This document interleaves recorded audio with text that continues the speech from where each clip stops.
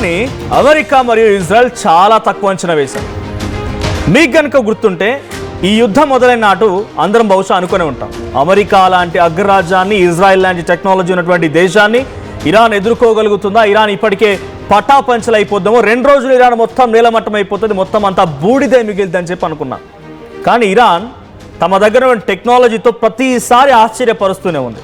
మొన్నటికి మొన్న భారత్కి దగ్గరగా ఇండియన్ ఓషన్లో ఉన్నటువంటి డియోగ్రాసియా అనేటువంటి ఒక ప్రాంతం పైన, అదొక ఐలాండ్లోనే ఒక ఎయిర్ బేస్ పైన అటాక్ చేసింది. 4800 కిలోమీటర్ల దూరంలో ఉన్నటువంటి దాన్ని టార్గెట్ చేస్తూ 2 మిసైల్స్ని ప్రయోగించింది.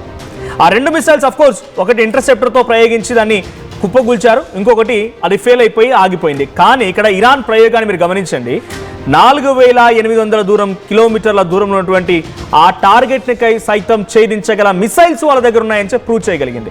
ఇప్పుడు మరొక big breaking and shocking news ఏంటంటే, ఇరాన్ దగ్గర ఉన్న మరొక అద్భుతమైన ఆయుధం త్వరలోనే ఇరాన్ దాన్ని ప్రయోగించే అవకాశం ఉంది. అదేంటంటే డర్టీ బాంబ్. డర్టీ బాంబ్ అని అంటే ఆ డర్టీ బాంబ్, ఎస్ ఇక్కడ మీరు చూస్తున్నదే ఆ కింద వైట్ కలర్లో మీకు కనిపిస్తున్న బాంబ్ అనే డర్టీ బాంబ్. ఈ పేరులోనే ఉంది డర్టీ అంటే చెత్త. సో దీని టెక్నాలజీ ప్రకారంగా టెక్నికల్గా రేడియోలాజికల్ డిస్పర్సల్ డివైస్ అని చెప్తుంటారంట, ఆర్డిడి, రేడియోలాజికల్ డిస్పర్సల్ డివైస్.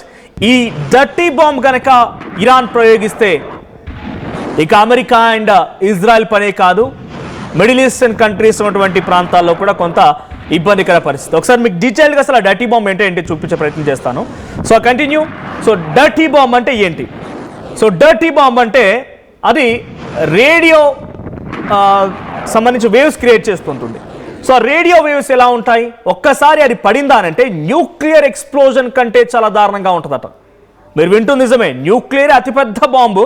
మరి న్యూక్లియర్ కంటే చాలా డేంజరా అంటే న్యూక్లియర్ బాంబు కన్నా చాలా డేంజరస్ డర్టీ బాంబ్ ఇది. న్యూక్లియర్ అనేది ఒక్కసారి అక్కడ పడిందనంటే చాలా పెద్ద మొత్తంలో, సుమారు కొన్ని 100 కిలోమీటర్ల దూరం వరకు దాని ప్రభావం ఉంటుంది. ఒకటేసారి బ్లాస్ట్ అయిపోతుంది. ఆ బ్లాస్ట్ అయిన చోట చిన్న గడ్డి పరక కూడా మొలవదు, చిన్న గడ్డి పోచ కూడా మొలవదు, నీళ్లు ఉండవు, ఎప్పుడు చూసినా రేడియేషన్, హీట్ ఎక్కువగా ఉంటుంది. అటువంటిది న్యూక్లియర్ బాంబ్. అది గతంలో హిరోషిమా, నాగసాకి, జపాన్లో ప్రయోగించిన విషయం తెలిసింది. ఇప్పటి వరకు కూడా అక్కడ ఇన్నేళ్ళు గడుస్తున్న చిన్న గడ్డి పోచ కూడా మొలవలేదు. కానీ దానికంటే డేంజర్ అట ఈ డర్టీ బాంబ్. అంటే ఎంతటి ప్రమాదం అర్థం చేసుకోండి. నెక్స్ట్, సో న్యూక్లియర్ బాంబ్ కంటే డేంజరస్గా ఉన్నటువంటి ఈ డర్టీ బాంబ్ ఓ సాధారణ పేలుడు ఎక్కువ నష్టం అంట. ఇది ఒక చిన్న సాధారణమైన పేలుడు అంటే అక్కడ ఒక బాంబ్ అక్కడ పడిందని అంటే అది చిన్న బ్లాస్టే. అంటే న్యూక్లియర్ బాంబ్ అనేది కొన్ని 100 కిలోమీటర్ల దూరం వరకు విస్ఫోటనం జరిగి అక్కడ న్యూక్లియర్ని వేవ్స్ని క్రియేట్ చేసి రేడియేషన్ క్రియేట్ చేస్తే ఇది ఒక సాధారణమైన పేలుడు మాత్రమే, కానీ ఎక్కువ నష్టం వాటిల్లుతుంది. ఏంట నష్టం? రేడియేషన్ని క్రియేట్ చేస్తుంది. రేడియేషన్ని క్రియేట్ చేస్తుంది. ఆ రేడియేషన్ కంట్రోల్ చేయడం ఎట్లా? సాధ్యం కాదు మరి. సో ఒక్క దగ్గర పడిందనంటే అక్కడ ఒక 100 కిలోమీటర్ల వరకు రేడియేషన్ క్రియేట్ చేస్తే అక్కడ వారంతా కూడా క్యాన్సర్ బారిన పడిపోతారు, అనారోగ్య బారిన పడిపోతారు, చచ్చిపోవడానికి ఎక్కువగా కారణాలు ఉన్నాయి. అప్పటికప్పుడే పడిపోయిన తర్వాత వెంటనే ఒక భారీ విస్ఫోటనం జరిగి అందరూ ఆ స్పాట్లో చనిపోకపోవచ్చు. కానీ ఎంతటి ప్రమాదం అంటే ఇది గాల్లో కలిసి కొన్ని సంవత్సరాల పాటుగా వెంటాడుతూనే ఉంటుంది. సో నెక్స్ట్ కంటిన్యూషన్లో, సో డర్టీ బాంబ్ పేలుడు తర్వాత ఆ ప్రాంతం అంతా రేడియేషన్ వస్తుంది. ఇందాక నేను చెప్పినట్టుగా చాలా పెద్ద మొత్తం రేడియేషన్ వచ్చి ఆ ప్రాంతం అంతా పూర్తిగా సర్వనాశనం అయిపోతుంది. నెక్స్ట్, సో డర్టీ బాంబ్తో రేడియేషన్తో పాటుగా ఎక్కువగా భయం సృష్టించేటువంటి గుణం కూడా ఉంది. ఏంటిది? పేలుడు ఎక్కువ ఏముండదు, న్యూక్లియర్ మాదిరిగా ఒకటేసారి సడన్గా పేలిపోదు. ఆ సడన్గా పేలిపోతే స్పాట్లో చచ్చిపోతారు జనం అంతా. కానీ ఇది ఎలా అంటే భయాన్ని పుట్టిస్తుంది. రేడియేషన్తో రకరకాల రోగాలను తీసుకొచ్చి ఆ ప్రాంతం అంతా పూర్తిగా నిర్వీర్యం అయిపోయే విధంగా ఒక ఎడారిలాగా మారిపోవడానికి ఈ రేడియేషన్ కారణమవుతుంది. Next PCR. సో ఈ డర్టీ బాంబ్ పేలుడు తర్వాత ఆ ప్రాంతం అంతా కాలుష్యం. నెక్స్ట్,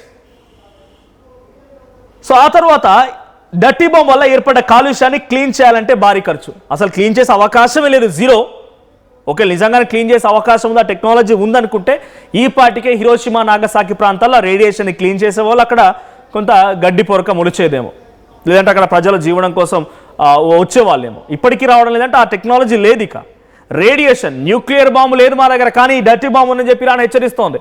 వన్స్ ఈ డర్టీ బాంబుని కనుక గల్ఫ్ కంట్రీస్లో ఏదో ఓ చోటునో, లేదు ఆల్రెడీ ఇరాన్ ఏం చేసింది, ఎప్పటికైనా అమెరికా మా పైన వచ్చి ఒకటేసారి పూర్తిగా కొల్లగొట్టడం గ్యారంటీ అని చెప్పి యుఎస్ సముద్ర తీరానికి ఇరాన్ తమ నౌకల్ని పంపించింది. అక్కడి నుంచి ప్రయోగించిన లేదు ఇజ్రాయెల్పై అటాక్ చేయడానికి సిద్ధంగా ఉంది. ఐరన్ డోమ్ లాంటి శక్తులు కూడా ఏం చేయలేకపోతున్నాయి కొన్ని సందర్భాల్లో ఇరాన్ చేసినటువంటి మిసైల్స్కి, ఇరాన్ అటాక్లో. సో ఐరన్ డోమ్ని సైతం తప్పుదారి పట్టించి సెజిల్ డాన్సింగ్ మిసైల్స్ ఉన్నాయి. సో దాంట్లో ఏదో ఒక దాంట్లో ఈ డర్టీ బాంబ్ని ప్రయోగిస్తే ఇజ్రాయెల్ చాలా చిన్న దేశం, ఇరాన్తో పోలిస్తే ఇరాన్లోని ఒక చిన్న టెహరాన్ నగరం అంత ప్రాంతం మొత్తం కలిపితే ఇజ్రాయెల్ దేశం. సో అటువంటి దేశం మొత్తం కూడా ఈ డర్టీ బాంబ్ ఇన్ఫ్లుయెన్స్తో ఎంతటి రేడియేషన్ వ్యాపించి ఎంతటి స్థాయి విధ్వంసకర పరిస్థితి ఉంటుంది. సో నెక్స్ట్, డర్టీ బాంబ్లో పేలుడు ప్రాంతంలో జీవించడం చాలా కష్టం. ఎట్టి పరిస్థితులు అక్కడ బ్రతికి ఉండడం అనేది లేనేలేదు. ఇక ఇప్పటివరకు ఎవరు డర్టీ బాంబ్ని ప్రయోగించలేదు. For the first time Iran ఈ డర్టీ బాంబ్ అనేటువంటి విషయం చెప్తూ ఉంటే దాని వెనుక అన్వేషణ మొదలైంది. ఎవరు? అమెరికా, ఇజ్రాయెల్ దేశాలు కూడా అన్వేషిస్తున్నాయి. ఏమని? ఇక్కడ నిజంగానే మా దగ్గర డర్టీ బాంబ్ని ప్రయోగిస్తే ఏంటి మా పరిస్థితి ఏమైపోతుంది అనే రకంగా ఆందోళన వ్యక్తం చేస్తున్నాయి. రేడియో యాక్టివ్ వేవ్స్, రేడియేషన్ని వన్స్ రిలీజ్ చేసిందనంటే, దీని పేరు కూడా డర్టీ బాంబ్ అని ఎందుకనంటే చెత్త చేస్తుంది మొత్తం. ఇక ప్రాంతం అంతా డర్టీ చేసేస్తుంది. ఎక్కువగా విస్ఫోటనం జరిగి బ్లాస్ట్లో పెద్దగా ప్రాణాలు పోకపోవచ్చు, కానీ రేడియోలాజికల్ డిస్పర్స్ డివైస్ అని అంటే రేడియోలాజికల్ వేవ్స్ని, రేడియేషన్ని క్రియేట్ చేయగల సామర్థ్యం ఉంది.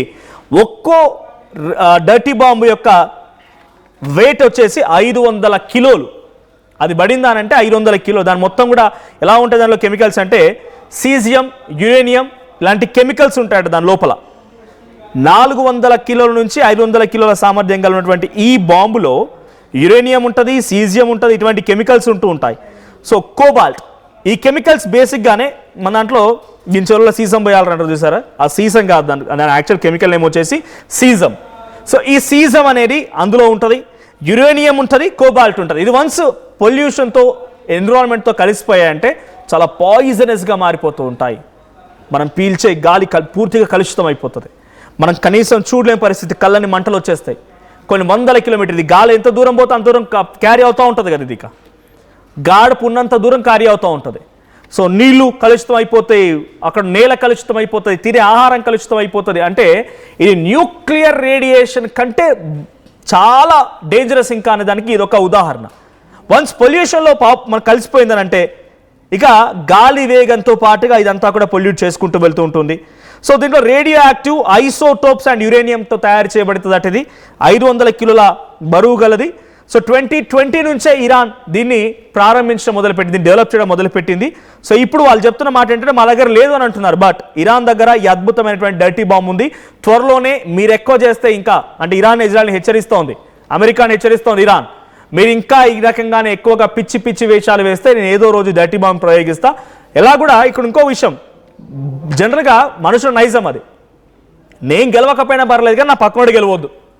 అట్లాగే ఇరాన్ ఏం చేసింది, నేను గెలవకపోయినా పర్లేదు కానీ అమెరికా, ఇజ్రాయెల్ మాత్రం గెలవద్దు, నేను ఎట్లా చచ్చిపోతున్నా, నా చివరి కోరికగా అనుకుంటా దీన్ని. అమెరికాని కానీ ఇజ్రాయెల్ కానీ అంతకుముందు నుంచి నా చివరి కోరికగా అనుకుంటా. ఇరాన్ ఎలా కూడా అక్కడ అలీ ఖమేనీ చచ్చిపోయాడు సుప్రీం లీడర్గా, ఇరాన్కి సంబంధించినటువంటి ఆర్మీ చీఫ్స్ చనిపోయారు, కమాండోస్ చనిపోయారు, చాలామంది ఒక విధ్వంసకర పరిస్థితి ఉంది. యాజ్ ఆఫ్ నో నేను వార్త చెప్పే సమయానికి ఇరాన్లో కామన్ పబ్లిక్ యొక్క మరణాల సంఖ్య 3800 పైచులకు దాటిపోయింది. సుమారుగా 5000 రీచ్ అయిపోయింది. ఇక అన్అఫీషియల్గా 5000 మంది చనిపోయారు యుద్ధం స్టార్ట్ అయిన నాటి నుంచి. ఇంకా పోయేదేముంది, ప్రాణాలు పోతున్నాయి. టెహరాన్లో చాలా కీలకమైన ప్రాంతాల, నగరాలు మొత్తం కూడా విధ్వంసం అయిపోతున్నాయి. హాస్పిటల్స్పై అటాక్ జరుగుతోంది, బిల్డింగ్స్పై అటాక్ జరుగుతోంది, ఇన్ఫ్రాస్ట్రక్చర్ దెబ్బతింటోంది, ఆయిల్ ట్యాంక్స్ కుప్పకూలిపోతున్నాయి. సౌత్ పార్స్ అనేటువంటి ఒక గ్యాస్ ఫీల్డ్ని పూర్తిగా కుప్పకూలిపోయాం. మా ఎక్స్పోర్ట్స్ ఆగిపోయాయి, ఫైనాన్షియల్ లాస్ క్రియేట్ అయింది. సో మేము ఎట్లా కోల్పోతున్నాం, మేము చచ్చిపోయే సమయంలో మా చివరి కోరిక అటువైపు ఉన్నటువంటి ఇరాన్, ఇజ్రాయెల్, అమెరికాను కూడా చంపాలని ఒక ఉద్దేశంతో బహుశా ఇరాన్ ఉన్నట్టుంది. అందుకే ఈ విధ్వంసకర పరిస్థితిని మరింతగా రెచ్చగొట్టడానికి సిద్ధంగా ఉంది. అందుకే డర్టీ బాంబ్ని ప్రయోగించాలనుకుంటుందట. స్ట్రాటజికల్గా ఈ డర్టీ బాంబ్ని ప్రయోగించి వాళ్ళు రేడియేషన్ని క్రియేట్ చేసి ఆ రేడియేషన్ ద్వారా చాలా బిగ్గెస్ట్ లాస్ని ఇజ్రాయెల్, అమెరికాకు చవి చూపించాలని చూస్తున్నాయి. సో ఒకవేళ ఈ డర్టీ బాంబే కనుక ప్రయోగించాల్సి వస్తే, మార్క్ మై వర్డ్, ఇరాన్ ఒక భారీ విధ్వంసకర పరిస్థితికి గ్లోబల్ లెవెల్లో దారితీసినట్టే. డొనాల్డ్ ట్రంప్ ఏదైతే న్యూక్లియర్ ప్రయోగిస్తే ప్రపంచ దేశాలు మొత్తం అల్లకల్లోలమైపోతాయని చెప్పేటువంటి మాటలు చెప్తూ దానికి కారణంగానే ఇరాన్పై దాడి చేస్తున్నాడో, ఇరాన్ న్యూక్లియర్ ప్రయోగిస్తేనే భయంతో డొనాల్డ్ ట్రంప్ దాడి చేస్తున్నాడో, అంతకంటే రెట్టింపుగా ఈ ప్రమాదం జరగబోతోంది. సో ఇప్పటికైనా యుద్ధం ఆగాలి అని అంటే డొనాల్డ్ ట్రంప్, ఇజ్రాయెల్ ఒక అడుగు వెనక్కి వేసి యుద్ధానికి కొంత ముగింపు పలికితే బెటర్. లేదనుకుంటే వాళ్ళు ఆల్రెడీ తెగించి ఉన్నారు. ఇంకా వాళ్ళ యొక్క టెక్నాలజీ, అండర్ గ్రౌండ్ సిటీస్ ఉన్నాయి, అండర్ వాటర్ సిటీస్ ఉన్నాయి, మిసైల్స్ ఉన్నాయి, కమాండోస్ ఉన్నాయి, మిసైల్స్ ఉన్నాయి. వీటన్నిటిని ప్రయోగించడానికి ఇరాన్ సిద్ధంగా ఉంది. చస్తే చచ్చా మేము కూడా వాళ్ళని 10 మందిని చంపుతాం, మా వైపు 10 మంది చనిపోతే కనీసం వాళ్ళ వైపు ఒక్కడైనా చంపుతాం అనే రకంగా ఇరాన్ సిద్ధంగా ఉంది. కాబట్టి ఈ రేడియో యాక్టివ్ వేవ్స్ని, రేడియోలాజికల్ డిస్పెల్సల్ డివైజెస్ని, ఆర్డీడీని కనుక, ఈ డర్టీ బాంబ్ని కనుక ప్రయోగిస్తే దాని తాలూకా పర్యవసానాలు ఇంకా చాలా పెద్దగా ఉండబోతున్నాయి. సో నిజంగానే ఆ పరిస్థితి, ఆ ప్రభావం భారత్ వరకు ఉంటుందనంటే డెఫినెట్గా వన్స్ పొల్యూషన్లో radio active waves, radiological radiation కలిసిందనంటే కనుక దాని ప్రభావం ఎంతవరకు ఉంటుంది, ఎంత మేర అది స్ప్రెడ్ అవుతుందని మాత్రం మనం అంచనా వేయలేం. దాన్ని తిరిగి పునరుద్ధరించేటువంటి టెక్నాలజీ కూడా ఇప్పటి వరకు ప్రపంచ దేశాలు లేదు, అది రాదు కూడా. చూడాలి ఏం జరుగుద్దో. సో ఇరాన్ మాత్రం చాలా పర్ఫెక్ట్గా, స్ట్రాటజికల్గా తన గేమ్ ప్లే స్టార్ట్ చేసింది. మిసైల్స్ని ప్రయోగించడమైనా, లేకుంటే వాళ్ళ దగ్గర ఉన్న ఆయుధాలని ప్రయోగించడమైనా. ఇప్పుడు ఈ డర్టీ బాంబ్ని ప్రయోగిస్తుందా లేదా అనేది చూడాలి. సో ఒక నిజంగానే ప్రయోగిస్తే దాని తాలూకు పర్యవసానం చాలా బిగ్గెస్ట్గా ఉండబోతోంది. సో మీ అభిప్రాయం ఏంటి? యుద్ధం ఇక్కడితో ఆగిపోవాలి అని అనుకుంటున్నారా, లేదు ఇంకా కంటిన్యూ అవ్వాలి, ఇరాన్ లేదా అమెరికా ఏదో ఒకటి తేల్చుకోవాలని కోరుకుంటున్నారా? మీ అభిప్రాయాన్ని కామెంట్ చేయండి.